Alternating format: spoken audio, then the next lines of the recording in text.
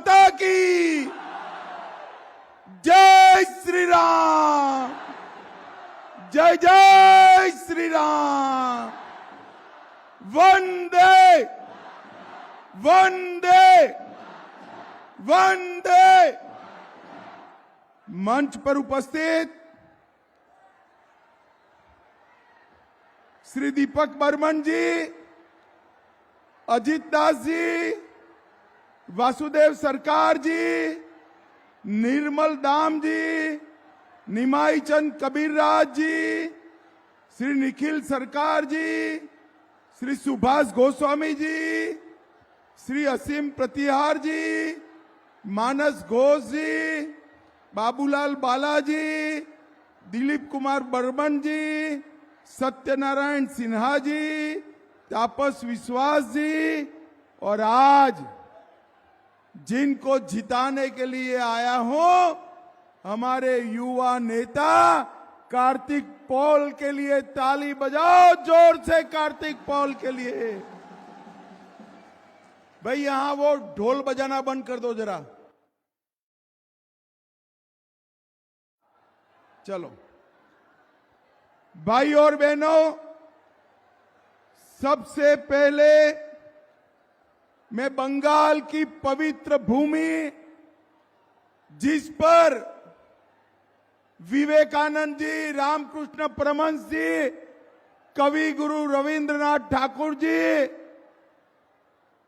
हमारे नेताजी सुभाष चंद्र बोस जी और श्यामा प्रसाद मुखर्जी जिनका जन्म हुआ, ये सभी को प्रणाम कर कर मेरी बात की शुरुआत करता हूं। मैं भैरवी मंदिर, काली मंदिर, आदि काली मंदिर, श्वेतांबर मंदिर, ये सभी दिव्य स्थानों को प्रणाम कर कर मेरी बात की शुरुआत करना था। खगेंद्रनाथ मंडल, बिमला प्रसाद चटर्जी, सरोज बासु, ये सभी स्वातंत्र सेनानियों को मैं प्रणाम कर कर मेरी बात की शुरुआत करता हूं। भाई और बहनों, सबसे पहले मालदा में मुझे लेट हो गया, इसलिए आप सभी का और विशेषकर माताओं बहनों का क्षमा मांगकर मेरी बात की शुरुआत करता हूं। भाई और बहनों, आज हनुमान जयंती का दिन है। आज हनुमान जी का बर्थडे है और अभी अभी मोदी जी ने अयोध्या में राम मंदिर का प्राण प्रतिष्ठा करने का काम किया। रायगंज वालों, मुझे बताओ, ये राम मंदिर बनना चाहिए था या नहीं बनना चाहिए था? जोर से बोलो, बनना चाहिए था नहीं बनना चाहिए था? 500 साल से प्रभु श्री राम को टेंट में बिठाकर रखा था। आपने बंगाल वालों ने 19 में 18 सीटें दी और मोदी जी ने राम मंदिर का केस भी जीता, भूमि पूजन भी किया और प्राण प्रतिष्ठा कर कर जय श्री राम कर दिया। ये ममता दीदी और कांग्रेस पार्टी दोनों राम मंदिर का विरोध करते थे, मगर जब बंगाल की जनता ने 18 सीटें दी, किसी की कुछ नहीं चली, अयोध्या में राम मंदिर बन गया। अब आपने 18 सीटें दी तो राम मंदिर हुआ है 35 दे दीजिए, बंगाल को हम घुसपैठ से मुक्त करा देंगे। भाइयों और बहनों, मुक्त करा देंगे। हमने बंगाल में 35 सीटों का लक्ष्य रखा है। दीदी, मेरी बात कान खोलकर सुन लो। बंगाल की जनता अब जागरूक हो गई है। बंगाल में भाजपा 30 से 35 सीटों के बीच में कमल खिलाने वाली है। भाई और बहनों, 35 सीटों पर कमल खिलेगा, मगर मेरी इच्छा है रायगंज से का कमल भी ये 30 से 35 सीटों में हो। मुझे बताओ, कार्तिक पोल को दिल्ली भेजोगे या नहीं भेजोगे? अरे जोर से बोलो, भेजोगे या नहीं भेजोगे? देखिए 18 दी आपने तो 300 पार कर गए, 35 दोगे तो कितना होगा? कितना होगा? और जोर से बोलो, कितना होगा? भाई और बहनों, मोदी जी ने समग्र देश के गरीबों के लिए 10 साल में ढेर सारा काम किया है। रायगंज की माताओं बहनों को कहने आया हूं, 80 करोड़ लोगों को मुफ्त राशन देने का काम अगर किसी ने किया तो आपके प्रिय नेता नरेंद्र मोदी ने किया है। नरेंद्र मोदी ने 12 करोड़ से ज्यादा शौचालय बनाए, 4 करोड़ से ज्यादा लोगों को घर दिया, 10 करोड़ लोगों को उज्ज्वला का गैस दिया और 14 करोड़ लोगों को नल से जल देने का काम किया। भाई और बहनों, मगर ये ममता दीदी मोदी जी की योजनाओं को नीचे नहीं आने देती, रोक कर रखती। उसको डर है कि अगर मोदी जी की योजनाएं पहुंची तो बंगाल की जनता मोदी जी के साथ हो जाएगी। भाई और बहनों, मैं आपको मोदी जी का गारंटी देने आया हूं, 30 सीटें जिता दीजिए। ममता दीदी की हिम्मत नहीं है बंगाल के गरीबों के हक पर कोई संतरास करने की, हिम्मत नहीं है, हिम्मत नहीं है। एक कटमनी जो चल रहा है, ये कटमनी जो चल रहा है, उसको भारतीय जनता पार्टी समाप्त कर देगी। भाई और बहनों, जरा मन से सच्ची सच्ची बनाना, सीए आना चाहिए या नहीं आना चाहिए? बांग्लादेश से हिंदू, सिख, बौद्ध, जैन आए हैं, उनको नागरिकता मिलनी चाहिए या नहीं मिलनी चाहिए? ये ममता दीदी विरोध कर रही।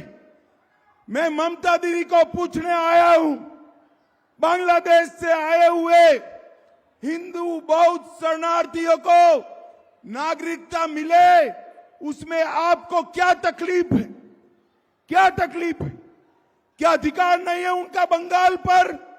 भाई और बहनों, अधिकार है या नहीं है? जोर से बोलो, अधिकार नहीं है। अरे एक और तो दीदी आप घुसपैठ करा रही हो और घुसपैठियों को घुसा रही हो, और दूसरी ओर शरणार्थियों की नागरिकता का विरोध करती। आज कांग्रेस पार्टी ने कह दिया कि अगर वो सत्ता में आएंगे तो सीए नाबूद करेंगे। मैं कहकर जाता हूं, कांग्रेस पार्टी या ममता बनर्जी की हिम्मत नहीं है सीए को हाथ लगाकर देखे, हर हिंदू शरणार्थी को नागरिकता मिलेगी, मिलेगी, मिलेगी। भाई और बहनों, मुझे बताओ, बंगाल के अंदर घुसपैठ रोकनी चाहिए या नहीं रोकनी चाहिए? हजारों लोग हर रोज घुसपैठ करते हैं, उनको रोकना चाहिए या नहीं रोकना चाहिए? मुझे बताओ, ममता दीदी रोक सकती है क्या? अरे जोर से बोलो, रोक सकती है क्या? ममता दीदी नहीं रोक सकती है। रोक सकते हैं तो केवल और केवल नरेंद्र मोदी रोक सकते हैं। भाई और बहनों, इतनी सारी माताएं बहनें बैठी हैं, संदेश खाली में वोट बैंक के लिए ये ममता दीदी ने गरीब लाचार माताओं बहनों पर अत्याचार होने दिया। अत्याचार क्यों होने दिया? क्योंकि उनकी वोट बैंक थी, वोट बैंक। और ये तो भगवान भला करे, वो माताओं बहनों का उन्होंने संघर्ष किया, हाई कोर्ट ने संज्ञान लिया और आज ममता जी के चट्टे पट्टे सारे जेल के अंदर गए हैं, जेल के अंदर गए। मुझे बताओ रायगंज वालों, संदेश खाली रुकना चाहिए या नहीं रुकना चाहिए? संदेश खाली की बहनों को न्याय मिलना चाहिए या नहीं मिलना चाहिए? क्या ममता दीदी कर सकती है? कर सकती है? केवल और केवल नरेंद्र मोदी जी और भारतीय जनता पार्टी कर सकती है। कल ही 50,000 नौकरियां हाई कोर्ट ने सस्पेंड कर दी। क्यों करी? 10 लाख 15 लाख नौकरी के लिए रिश्वत लेते थे। माताओं बहनों, आपके पास आपके भाई बेटों को नौकरी दिलाने के लिए 15 लाख रुपया है क्या? है क्या? नहीं है। तो उनको नौकरी कैसे मिलेगी? उनके एक मंत्री के घर से 51 करोड़ रुपया कैश निकली, 51 करोड़ रुपया। पार्थ चैटर्जी आज जेल में बैठे हैं, मगर ममता जी अभी भी उसको सस्पेंड नहीं करती है। मैं पूछने आया हूं, एक कटमनी, एक खंडनी, ये नौकरियों में भ्रष्टाचार बंगाल में रुकना चाहिए या नहीं रुकना चाहिए? क्या ममता दीदी रोक सकती है? जोर से बोलो, रोक सकती है? वो केवल और केवल भारतीय जनता पार्टी और नरेंद्र मोदी रोक सकते हैं। भाई और बहनों, चुनावी हिंसा करती, पंचायत के चुनाव में 200-200 लोग मारे जाते। लोकसभा विधानसभा के चुनाव के बाद लोगों की हत्या होती है। देश भर में चुनाव होते, कहीं हिंसा नहीं होती है और बंगाल के अंदर हिंसा होती है। इसका कारण तृणमूल कांग्रेस है। मैं आपको बताने आया हूं, मां, माटी और मानुष 3 नारा देकर ममता दीदी आई थी। मां को तो संदेश खाली में अपमानित किया, माटी को बांग्लादेशी घुसपैठियों के हवाले किया और मानुष को भ्रष्टाचार और हिंसा कर कर समाप्त करने का काम किया। अब समय आ गया है, समय आ गया है तृणमूल कांग्रेस पार्टी को सबक सिखाने का। और समय है आप सभी लोगों ने कमल के निशान पर बटन दबाने का। भाई और बहनों, यहां रायगंज के लिए एम्स की योजना बनी, ममता दीदी ने रोक दी। भाजपा बनाना चाहती थी, वो कलकत्ते ले गई। पूरे नॉर्थ बंगाल में एम्स नहीं है। मोदी का गारंटी है 30 सीटें जिता दो, हम नॉर्थ बंगाल के लिए अलग एम्स बनाने का काम करेंगे। भाई और बहनों, कुलिका नदी का मुद्दा, चौड़ पर यहां लोग खेती करते थे, ममता के गुंडों ने गरीब किसानों की भूमि छीन ली है। ये नहीं, आप यहां पर लोकसभा के बाद भाजपा सरकार बना दो, ये ममता के गुंडों को उल्टा लटका कर सीधा करने का काम हम करेंगे। भाई और बहनों, बिहार और रायगंज का कनेक्टिविटी हो जाए तो यहां पर बिजनेस की बढ़ोतरी होती है। बिहार और बंगाल दोनों को फायदा होता है। बिहार की सरकार ने एनओसी दे दी, मैंने स्वयं ममता दीदी से बात करा, वो एनओसी नहीं दे रही है। मुझे बताओ रायगंज वालों, ये हाईवे बनना चाहिए या नहीं बनना चाहिए? ममता दीदी नहीं बनने देती है। चुनाव में आप उनको ये पूछिएगा। यहां पर मक्का और धान होता है, भाई होता है ना मक्का? अरे जोर से बोलो, होता है या नहीं होता है? धान होता है या नहीं होता है? ये ममता बनर्जी यूपीए सरकार में हिस्सेदार थी। धान की एमएसपी 1300 रुपये थी, नरेंद्र मोदी जी ने 2203 रुपया क्विंटल कर दी है, 2203 रुपया। और मक्के की 1310 थी, उसको 2090 रुपया करने का काम किया है।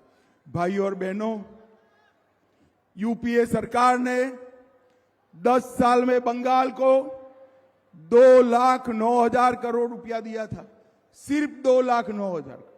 ममता की समर्थन वाली सरकार, नरेंद्र मोदी सरकार ने 10 साल में 2,09,000 करोड़ के सामने 7,75,000 करोड़ रुपया देने का काम किया है।